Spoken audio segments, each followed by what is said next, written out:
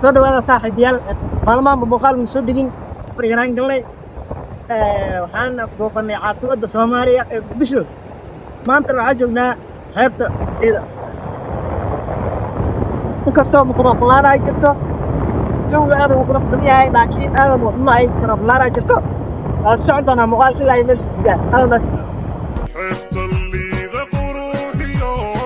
عمر بلي كارا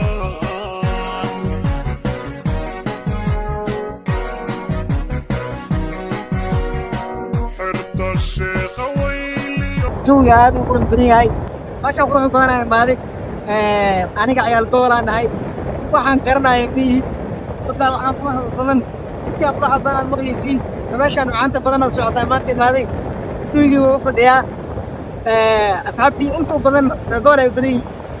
waxaan rajaynayaa inay ayagana imaado doonaan dadka meeshaan joogana ay beeshka ama janaalka ay la qabsan doonaan haddana wixii muuqaalka soo gaaray waa bilow muuqaaladii aan soo sameyn lahayn magaalada Muqdisho hadday bilow yihiin soo wanaagsan حتى اللي ذا